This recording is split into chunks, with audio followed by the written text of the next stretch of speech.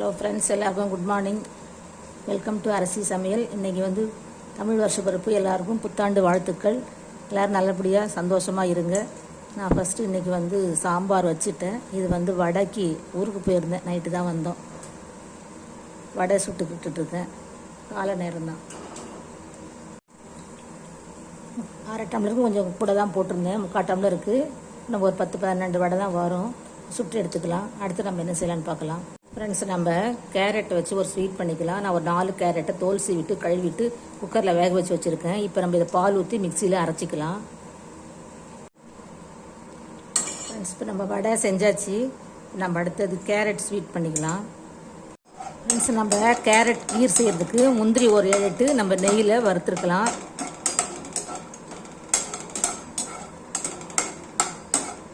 வறுத்தாச்சு எடுத்துக்கலாம்.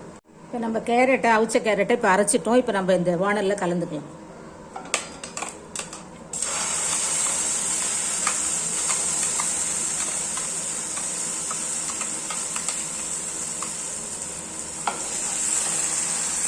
ஃப்ரெண்ட்ஸ், இப்போ நம்ம ஒரு அரை டம்ளர் பால் விட்டுக்கலாம். ஏற்கனவே அரை டம்ளர் பாலில் தான் நான் கேரட் அரைச்சிருக்கேன். ஒரு பிஞ்சு உப்பு போட்டுக்கலாம். சிம்மிலே வச்சுருக்கேன்.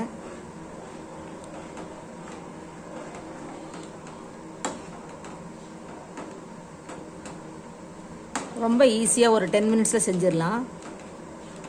நான் குக்கரில் சாதம் பருப்பு வைக்கும் போதே வச்சுட்டேன். இந்த கேரட்டை தனியாக வேக வைக்கல.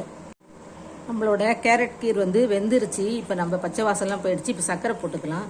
நான் வந்து ஒரு 5-6 ஸ்பூன் சர்க்கரை போட்டுக்கிறேன்.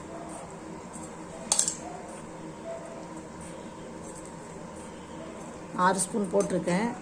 பத்தலைனா போட்டுக்கலாம். அதுக்கப்புறம் இப்போ ஏலக்காய் தூள் போட்டுக்கலாம்.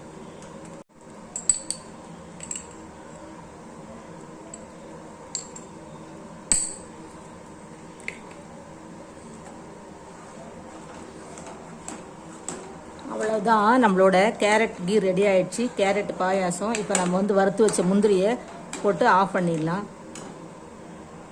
என்ன வேணும்னா கொஞ்சம் ஆறின பால் வச்சு ஊற்றிக்கலாம். நானும் கொஞ்சம் ஊற்றிக்கிறேன்.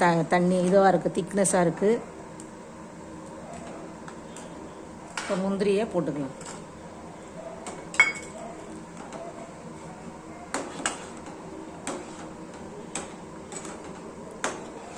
சூப்பரான சுவையான டேஸ்டான சத்தான கேரட் பாயாசம், கேரட் கீர் ரெடி ஆகிடுச்சு. வாங்க சாப்பிட்டுக்கலாம். இதுதான் என்னுடைய தமிழ் புத்தாண்டு ஸ்பெஷல். இன்றைக்கி சிம்பிளாக தான் வச்ச. ஊர்லேருந்து வந்ததால் லேட்டாக ஆகிடுச்சு. நைட்டு வர 10 மணிக்கு மேலே ஆகிடுச்சு.